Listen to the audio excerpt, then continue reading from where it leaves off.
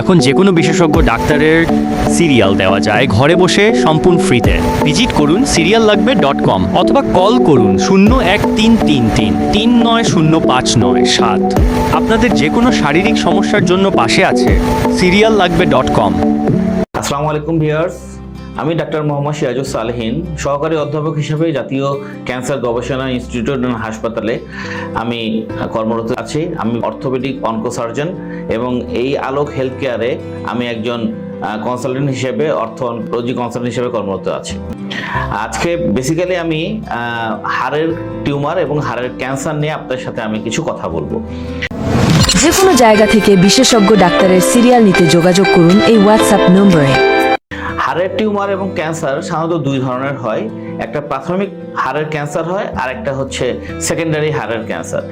প্রাথমিক হাড়ের ক্যান্সার সাধারণত ইয়াং অ্যাডাল্ট এবং বাচ্চাদের বেশি হয়, আর সেকেন্ডারি হাড়ের ক্যান্সার সাধারণত বড়দের বেশি হয়। যেটা হচ্ছে একটি টিউমার শরীরের যে কোনো অঙ্গে হয়েছে, এটা সেই টিউমারটা যখন অন্য কোনো পুরো শরীরে হাড়ের মধ্যে ছড়িয়ে যায় বা অন্য কোনো হাড়ে ছড়িয়ে যায়, তখন তাকে বলা হয় মেটাস্টেটিক বোন টিউমার বা সেকেন্ডারি বোন টিউমার।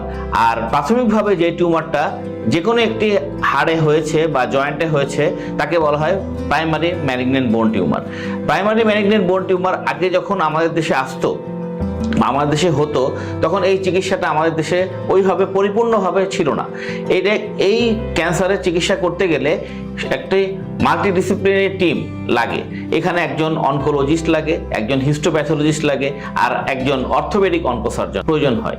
এই টিউমার প্রথম রোগীরা অনেক সময় হাড়ের ফোলা বা যে কোনো শরীরের কোনো অংশে ফোলা নিয়ে আসে। ফোলা নিয়ে আসলে প্রথমে একজন অর্থোপেডিক সার্জনের কাছে যায়। অর্থোপেডিক সার্জন তখন একটা এক্সরে করে প্রাথমিকভাবে, তারপরে টিউমারের লক্ষণ ধরা পড়ে এক্সরেতে, তখন ওই রোগীটাকে একজন অর্থোপেডিক অনকোসার্জনের কাছে রেফার করে দিলে তাহলে চিকিৎসাটা পরিপূর্ণভাবে হয়। প্রথমে টিউমারটা যখন আসে, আমরা প্রথমে বিভিন্ন ধরনের পরীক্ষা নিরীক্ষা করি, একটা এক্সরে করি, তারপরে একটা এমআরআই করি। করার পরে যখন বুঝতে পারি যে টিউমারটা শরীরে কতটুকু অংশে হয়েছে, তারপর আমরা একটা টিস্যু পরীক্ষা করি, যাকে বলে বায়োপসি। এবং বায়োপসিটা অবশ্যই একজন অর্থোপেডিক অনকোসার্জনই করবেন। তাহলে কি হবে, ফাইনাল যখন অপারেশনটা হবে তখন উনি ওই হিসাবে অপারেশনটা করতে পারবে বায়োপসি মার্ক দেখে। আর এরপরে যখন বায়োপসি করার পর রোগটা নির্ণয় হয়, তখন টিউমারটাকে আমি আগেই বললাম যে এটা একটা মাল্টিডিসিপ্লিনারি টিম, ওই রোগীকে আমরা এখন ক্যান্সার বিশেষজ্ঞের কাছে রেফার করে দিই, যিনি টিউমারটাকে কেমোথেরাপি দিয়ে টিউমারটাকে ছোট করে। পরবর্তীতে যখন আমাদের কাছে আসে কেমোথেরাপি দেওয়ার পরে, তখন আমরা ফাইনাল সার্জারি করি। আজ থেকে 5 বছর আগেও এই টিউমারের জন্য আমরা যেখানে টিউমার হয় তার উপর থেকে হাত বা পা কেটে ফেলা হতো। বর্তমানে সেই ধারণা থেকে আমরা সরে আসছি। আমরা উন্নত বিশ্বের মতো আমাদের পার্শ্ববর্তী দেশ এবং সিঙ্গাপুর বা ইউকে যেভাবে চিকিৎসা হচ্ছে হাড়ের টিউমারের, সেই চিকিৎসা এখন আমাদের দেশে হচ্ছে।